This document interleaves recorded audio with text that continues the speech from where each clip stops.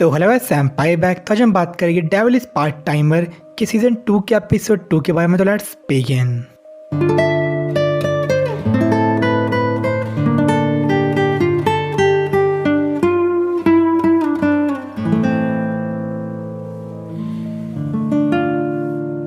तो last episode में जो एक लड़की थी एलिस रेमस, वो एक एप्पल से ट्रांसफॉर्म होती है और धरती पे आती एक पोर्टल से और कहती है सैटर्न को एज इज डैड और जो हीरो एमिलिया थी उसको एज अ मॉम। तो पहले तो चीज़ें डिनाई करते हैं इस चीज़ को, बट जब वो लड़की रोना शुरू करती है तो ये चीज़ माननी पड़ती है। और अब तक कन्फ्यूज थे कि वो लड़की कहाँ से आई थी और जो जिसने उसे वहाँ पे भेजा हुआ था क्या उनका फ्रेंड था या उनका कोई दुश्मन था। बट चाहे भी वो एक बात क्लियर थी कि जो उसके पेरेंट्स थे वो थे एंटी एस्ला से, एज उसका नाम था वो एंटी एस्ला के वर्ड से लिया गया था। तो चाहे कुछ भी हो उन्हें उसकी केयर करनी पड़ेगी जब तक जिससे वो भेजने वाला वहाँ पे नहीं आता है। तो वहाँ पे जितने भी लोग थे सारे इसके लिए मतलब काबिल नहीं थे उसकी रक्षा करने के लिए। तो सुजने थी वो अपनी जिम्मेदारी लेती है कि उसकी देखभाल करेगी।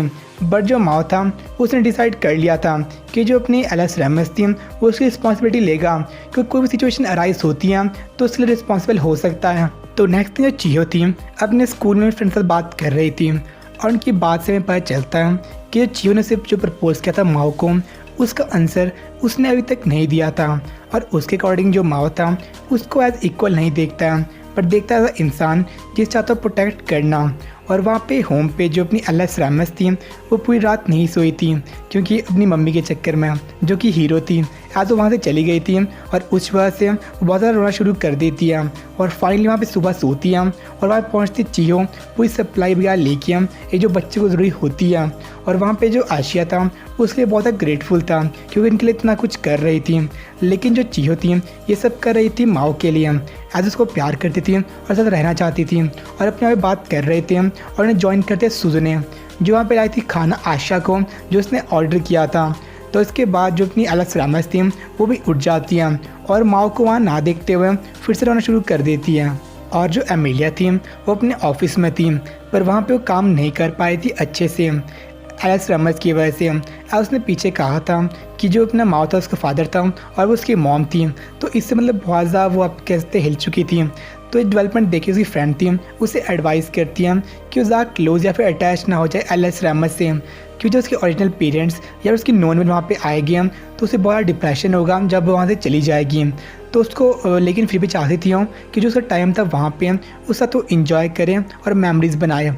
इस जो टिकट्स अम्यूज़मेंट पार्क की और वहाँ पे जो माउथ के प्लेस में थी वहाँ पे चियो फाइनली काम डाउन कर लेती है एलिस रेमस को और उसे यहाँ पे सिखा देते उसको बोलना चीनी और सुजुनी को बोलना सुजुनी।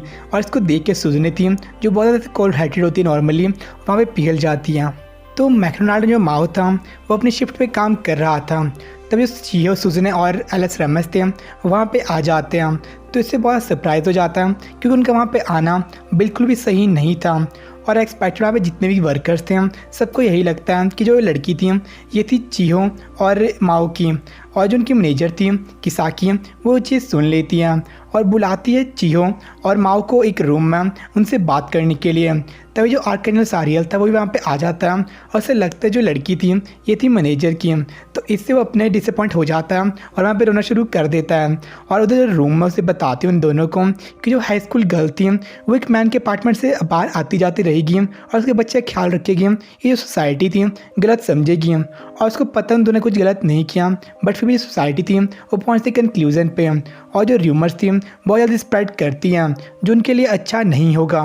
तो माओ जो धरती पर बहुत नया नया आया था 1 साल हुआ था उसको, तो उसको ये डिनाई नहीं कर पाता और ये चीज़ दिखाती है कि वो मैच्योर होना स्टार्ट हो चुका था।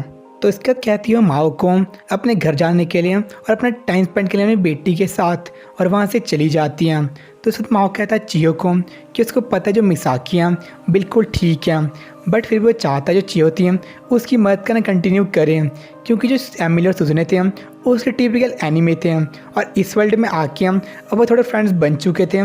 बट फिर भी जो वर्ल्ड था इसमें बस एक बंदे को वो कंप्लीट ट्रस्ट कर सकता है और वो थी चियो। और उसको पता ये चीज़ बहुत गलत है क्योंकि उसने रिप्लाई नहीं किया था उसकी प्रपोज़ल का। फिर वो सेल्फलेसली उसको मतलब अपनी मदद के लिए मांगता है उसकी फेवर। और जो चियो थी इससे बहुत ज़्यादा खुश हो आती है और रोना शुरू कर देती है क्योंकि वो ऐसी एंटिटी बन चुकी थी जिस पे माओ रिलाई कर सकता है। और उसको अंडरस्टैंड हो चुका था कि अभी जवाब नहीं दे सकता है, तो वो मान चुकी थी वेट करने के लिए, और वो तब तक वेट करेगी तो उसको आंसर नहीं मिल जाता, और चाहे आंसर कुछ भी हो। और उसको तो कहती है कि अपना बेस्ट देगी उसकी मदद करने के लिए।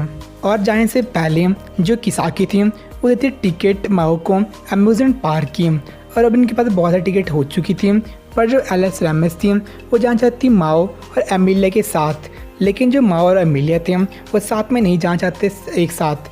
पर जो एलिस रैमस से बहुत ज़्यादा जिद करने पे उन्हें चीज़ माननी पड़ती है, और जो चीज़ थी वो भी इससे एग्री कर लेती हैं, क्योंकि चाहती जो एलिस रैमस थी वो इस चीज़ को बहुत ज़्यादा इंजॉय करे, और इंजॉय कर पाएगी अगर वो साथ में जाएंगे तीनों।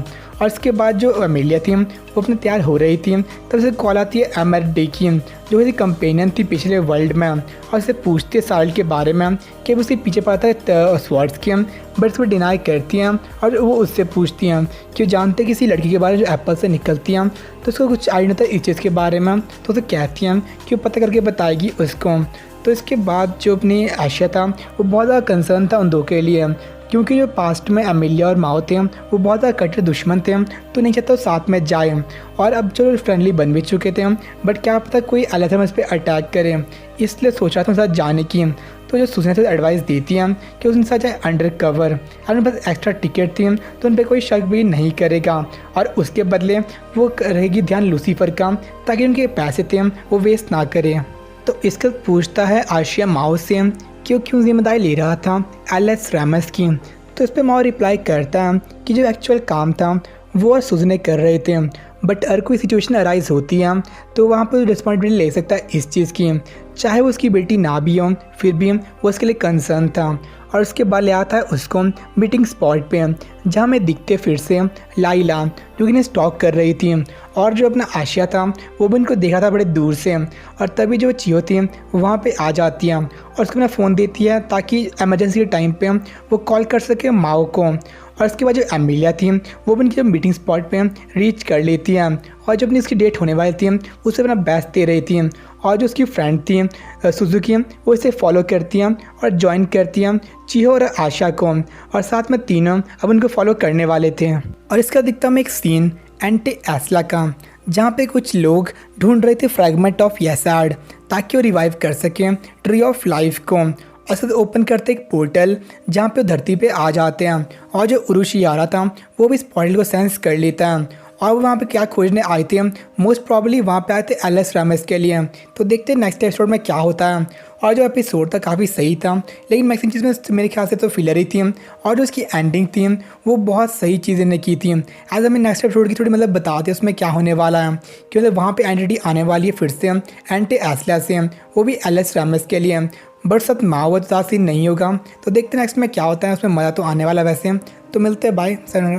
फील करो खुद को, उड़ने लगा मैं आसमान में।